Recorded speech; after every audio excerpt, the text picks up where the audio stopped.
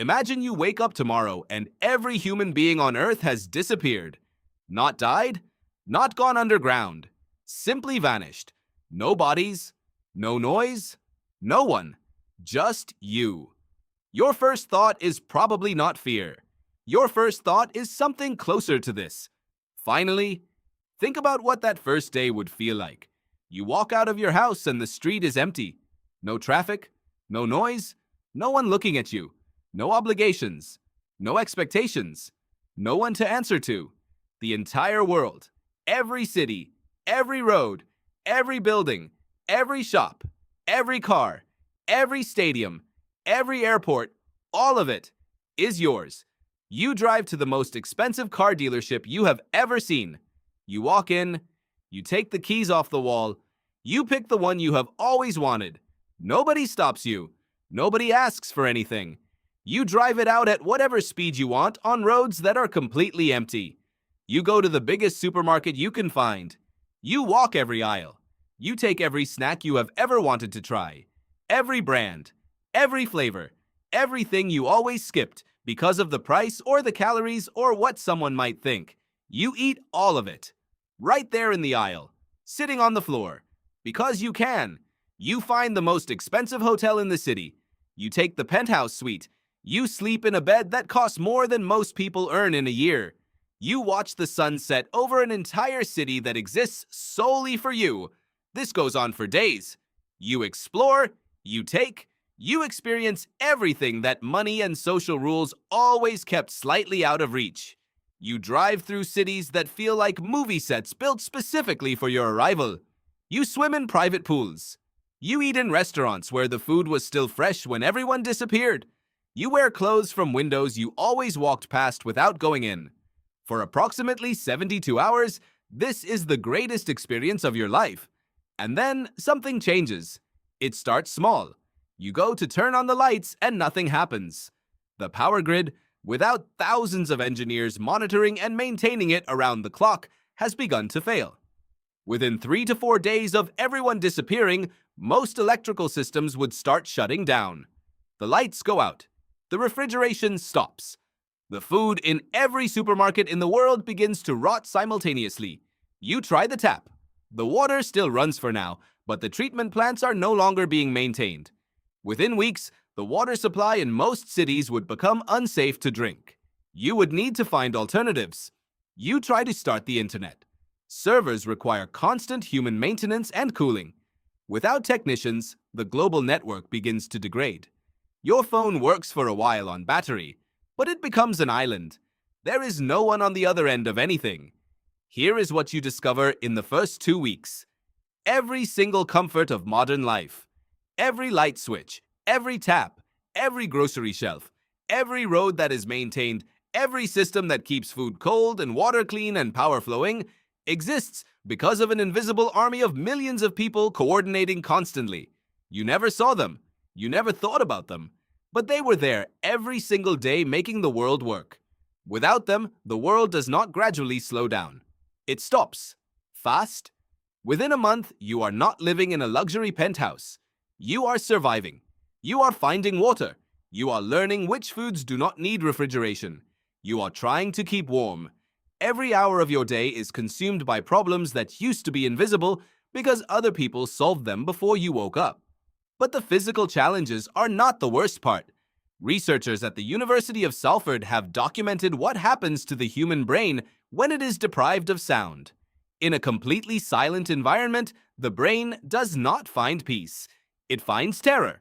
Within days of true silence, most people begin to experience auditory hallucinations. The brain, starved of external input, starts generating its own. You begin to hear things, voices, sounds, patterns in the silence that are not there. Your mind is trying to create the human contact it cannot find. And then there is something even more fundamental than sound: language. Studies of individuals who have experienced prolonged isolation, survivors of solo voyages, prisoners in solitary confinement, children raised without human contact, show a consistent and deeply unsettling pattern. Without someone to speak to, the internal monologue begins to fragment. Thoughts become harder to complete. Words lose their precision. The inner voice that narrates your experience and makes sense of your world requires an audience, even an imagined one, to function properly. Language is not just communication, it is thought. And thought, it turns out, is a social act. Psychologist Roy Baumeister at the Florida State University has spent decades studying what happens to human identity when social connection is removed. His research shows something that most people find deeply uncomfortable: the self. The sense of who you are, your personality, your values, your sense of continuity between who you were yesterday and who you are today is not something that exists independently inside you. It is constructed and maintained in relationship with other people. Every time someone calls your name, recognizes your face, remembers something you said, or responds to your actions, they are confirming that you exist. Without that confirmation, the self begins to dissolve. Not immediately, not dramatically, but steadily. The person who walked out of that house on the first morning full of excitement and possibility begins to blur at the edges. You stop being sure about things you were always certain of. The stories you told about yourself, who you are, where you came from, what matters to you, lose their audience. And without an audience, they begin to lose their meaning. By the time weeks have passed, the question you are asking yourself is no longer, "What should I do today?" The question is something far more frightening. Who is asking? Here is the thing that the fantasy version of this scenario always gets wrong. It assumes that you would remain yourself throughout the experience, that you would be the same person enjoying the empty world at week 12 that you were on day 1. But everything the science tells us suggests otherwise. You are not a self-contained unit. You are a node in a network. Every relationship you have ever had, every conversation, every argument, every moment of being seen or ignored or loved or dismissed has contributed to the construction of the person you experience as yourself. Remove the network and the node does not continue to function independently. It simply stops being what it was. The fantasy of being the last human on Earth is a fantasy of total freedom. No obligations, no judgment, no one to disappoint or be disappointed by. Just you, finally, as you really are. But the science suggests something far stranger and far more unsettling. There is no you as you really are outside of other people. The you that would walk into that empty car dealership on day 1 is a product of every human interaction you have ever had.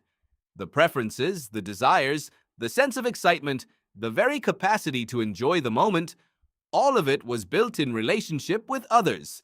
The last human on Earth would not be free.